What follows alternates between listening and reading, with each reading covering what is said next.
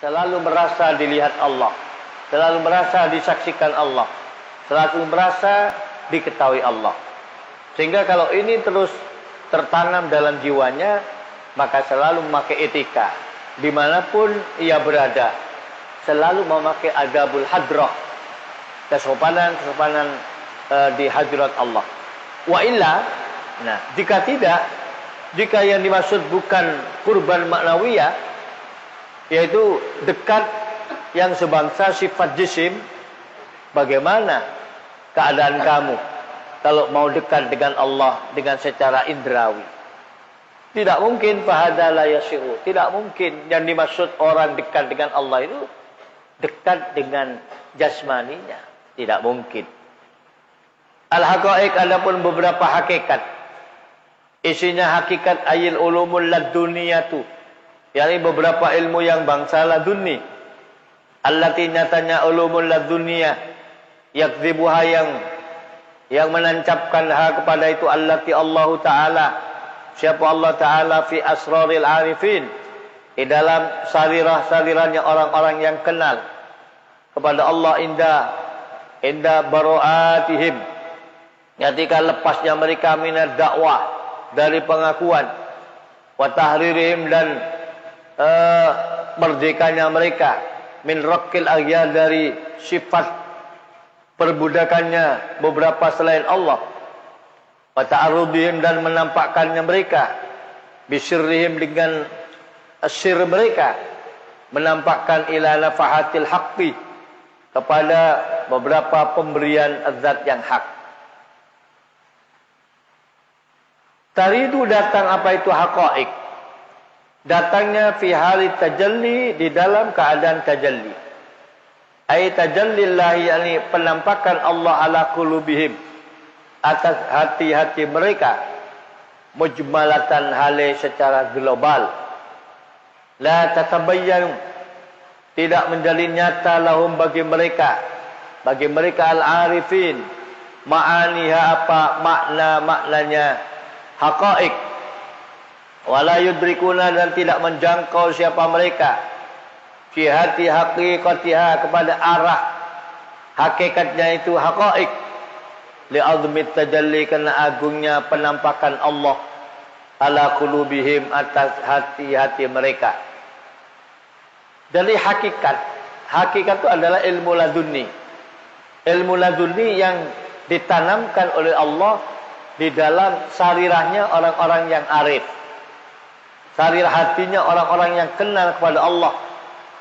Siapa mereka? Mereka yang merasa bebas dari pengakuan, tidak mengaku pinter, tidak mengaku alim, tidak mengaku besar, tidak mengaku, bebas dari itu. Dan mereka bebas dari sifat perbudakan selain Allah, tidak diperbudak oleh selain Allah, bebas dari itu. Dan mereka selalu menampakkan dengan asirnya terhadap pemberian-pemberian Allah. Nah, hakikat yang berupa ilmu laduni akan datang dalam keadaan Allah menampakkan zatnya terhadap hati-hati mereka. Jadi Allah itu tajalli, Allah menampakkan pada hatinya orang-orang yang kenal pada Allah. Namun tampaknya itu mujmalah, secara global, tidak rinci, sehingga tidak akan jelas bagi mereka makna-maknanya hakikat, dan tidak mungkin menjangkau dari mana arah hakikat itu datang. Kenapa? Kok tidak bisa menjangkau? Begitu besar tajallinya Allah. Allah begitu menampakkan sifat maha agungnya, maha besarnya, maka tidak mengetahui dari arah mana, saking besarnya. Wa ba'dal wa'yi, dan setelah memelihara, li zawali dzalikat tajalli, bagi sirnanya itulah penampakan, yakunu, ada al-bayanu, apa penjelasan, ay tatasarrafu fiha adhaluhum, yakni bereaksi fiha, di dalam itulah haqa'iq, adhalum apa beberapa hati mereka, bil i'tibari dengan mengambil pelajaran, wa ta'ammuli dan mengangan-angan, fa yatabayyanu lahum maka menjadi jelas lahum bagi mereka makna apa maknanya itu haqa'iq, wa yadharu dan tampak lahum bagi mereka muwafaqatuha apa kecocokannya itu haqa'iq, lima bagi perkara biaidihim yang ada pada tangan-tangan mereka,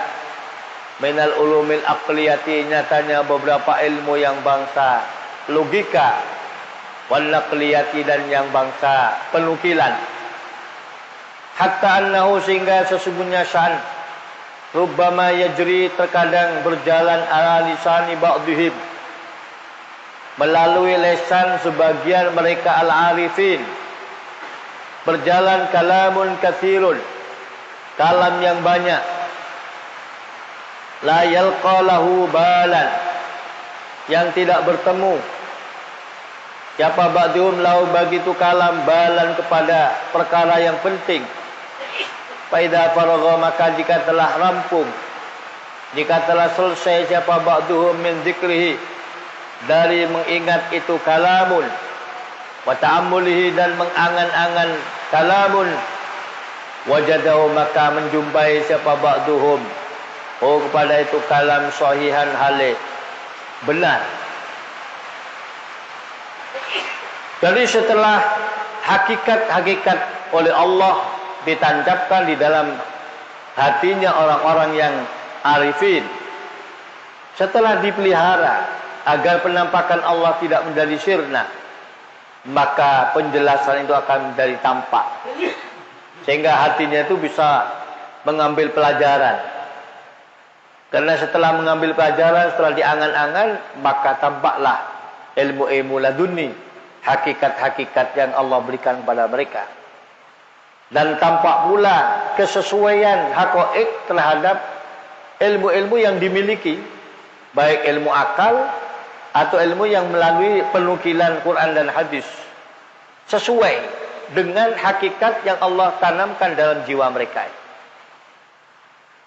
Sehingga kadang-kadang berjalan melalui lesannya sebagian mereka yang kenal pada Allah kalam yang sangat banyak, ucapan yang banyak, namun tidak mengandung bahaya, tidak mengandung perkara yang sangat penting.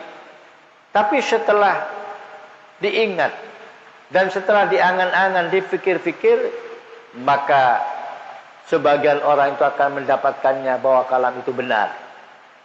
Contoh, misal dalik adapun contohnya hal itu, ma ialah perkara waqa'a yang terjadi apa ma minal Hallaj dari Syekh Abu Mansur Al-Hallaj, min qalihi rupanya ucapan Al-Hallaj, ma fil jubbati illallah, tidak ada ialah di jubah illallah kecuali adapun Allah. Fa inna hadza maka sesungguhnya ini, qalahu ialah mengucapkan siapa hadahu kepada itu qaul, li azmit tajalli kena agungnya penampakan Allah alai atas al-Hallaj. Fa idza zala maka apabila sirna apa itu tajalli wa ta'ammala dan mengangan-angan siapa orang fihi di dalam itu qaulul Hallaj, wajada maka akan menjumpai siapa orang makna kepada maknanya qaulul Hallaj sahihan hale benar.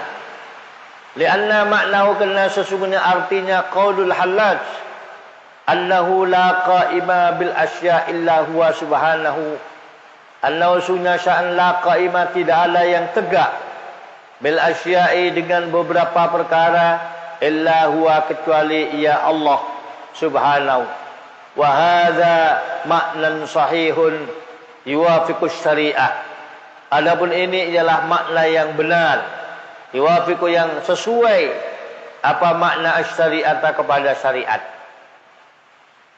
Ada orang banyak yang jadab, orang yang arifin, ungkapan-ungkapannya, kalam-kalamnya kadang tidak mengandung arti apa-apa. La yalqalahu balan, Akan tetapi setelah diangan-angan, diingat-ingat, maka ternyata kalam itu benar.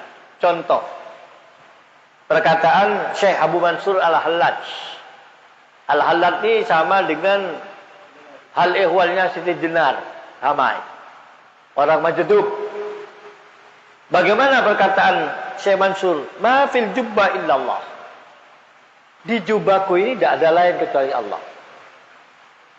Padahal dalam jubah itu ada dirinya, ada badannya.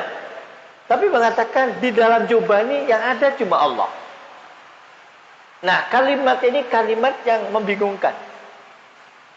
Tapi setelah ta'ammul, setelah diangan-angan, ternyata benar. Kenapa Syahalat mengatakan ma fil jubba illallah? Karena begitu besar penampakan Allah terhadap dirinya Syekh Abu Mansur. Allah begitu menampakkan pada hatinya, seakan-akan dalam hatinya yang ada cuma Allah. Sehingga ungkapannya, di jubahku yang ada cuma Allah. Yang ada cuma Allah. Ternyata setelah diangan-angan, dipikir-pikir, makna dari kalimat itu, la qa'ima bil asya illa huwa. Tidak ada yang tegak dengan perkara ini kecuali Allah. Yang tegak sejumeneng hanya Allah. Yang lain Allah yang kasih itu. Nah, kalau sudah tahu maknanya seperti ini, itu adalah makna yang benar, yang sesuai dengan syariah. Tidak bertentangan dengan syariah. Wakala dan ialah seperti ini qaulul Hallaj, qaulu ba'dihim, adapun ucapan sebagian al-arifin, isinya ucapan analauh. Adapun saya ialah al-lauh. Saya lauhul mahfud. Adapun saya al-qalam ialah qalam. Fa inna dzalik, kena sesungguhnya itu qaul li azmit tajalli, kena agungnya penampakan Allah alai atas itu ba'dihim. Wa ghaibatihi, dan gaibnya ba'dihim al-hissi, dari panca indranya ba'dihim. Yara, melihat siapa ba'dihim anna nafsahu, kepada sesungguhnya dirinya ba'dihim, ainu tilkal asya, ialah hakikat itulah beberapa perkara. Wa idza zala wa ta'ammala fihi, maka apabila sirna, apa itu qaulu ba'dihim wa ta'ammala, dan mengangan-angan siapa orang fi dalam qauli ba'dihim, wajada, maka menjumpai siapa orang maknahu kepada maknanya qaulu ba'dihim sahihan, hal benar. Ai jelasnya annal mutajalliyah, sesungguhnya yang tampak alayya terhadap aku, wa huwa, adapun al mutajalli Allahu ialah Allah. Sara berjalan sirruhu, apa sirnya ba'duhum fil lauhi, di dalam lauhul mahfud, wal qalami, dan qalam, wa ghairihima, dan selain keduanya. Ada juga sebagian orang-orang yang jadab yang lain itu mengatakan saya adalah lauhul mahfud. Saya lauhul mahfud, saya adalah qalam Allah. Nah, kalimat ini kalau didengarkan sepintas, sangat-sangat bertentangan. Sangat bertentangan. Kenapa? Karena di saat itu begitu besar penampakan Allah dalam batinnya, maka sehingga dirinya itu gaib, merasa tidak ada. Dirinya yang mengatakan merasa gaib, sehingga melihat bahwa hakikat dirinya itu adalah hakikatnya perkara tersebut yang disebut saya lauhul mahfud. Dirinya itu apa? Sesuai dengan ungkapannya, saya lauhul mahfud. Setelah diangan-angan, maka didapati makna itu benar. Artinya yang tampak terhadap dirinya adalah Allah. Sehingga batinnya kena terisi penampakan Allah, maka seakan-akan dirinya itu ada di lauhul mahfud. Saya lauhul mahfud. Saya qalam Allah. Sama dengan ungkapan Siti Jenar, ana al-haq, saya Allah, mengaku saya Allah. Ungkapan ini saking besarnya penampakan Allah dalam batinnya Siti Jenar, Sehingga apa yang diucapkan dirinya itu nggak ada. Yang ada Allah, saya Allah. Jadi kalau diteliti dengan seksama, ternyata tidak bertentangan dengan akidah. Tidak bertentangan dengan syariah. Wa asyara dan berisyara siapa musallim bidzalika dengan keterangan tersebut ilal mas'alatil muta'arifati, kepada masalah yang saling kenal bainahum di antara mereka, min muwafaqati haqiqah, rupanya kesesuaian haqiqah li syariati kepada syariah. Haitsu qalu di dalam sekiranya mengucapkan siapa mereka, haqiqatun bila syariatin batilah wa syariatun bila haqiqatin atilah. Haqiqatun adapun hakikat, bila syariatin dengan tanpa syariat, batilatun jala batal. Wa syariatun adapun syariat, bila haqiqatin dengan tanpa hakikat, atilatun ialah kosong. Ini ungkapan yang sudah populer. Kalau ada orang memakai hakikat tapi tidak melalui proses syariat, batal. Sholatnya nggak pakai sholat Nabi. Sholatnya sholat batin. Puasanya makan biasa, minum biasa. Karena yang penting batinnya puasa.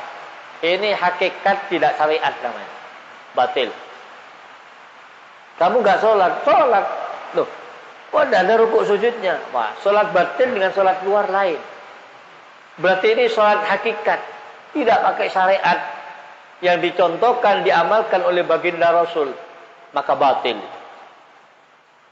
Siang Ramadan makan minum, kamu puasa, kok makan minum? Oh, itu yang kelas TK yang enggak boleh makan minum. Kalau saya puasa hakikat, syariat tidak dipakai, batil.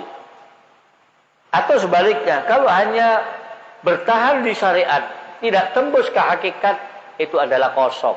Ibarat pohon tidak berbuah. Sembayang cuma dohirnya, batinnya nggak ikut sembayang. Puasa cuma lapar dan haus, batinnya tidak ikut puasa. Ini namanya hanya syariat, tidak tembus sampai hakikat. Ibarat pohon tidak berbuah. Mudah-mudahan manfaat. Fatihah.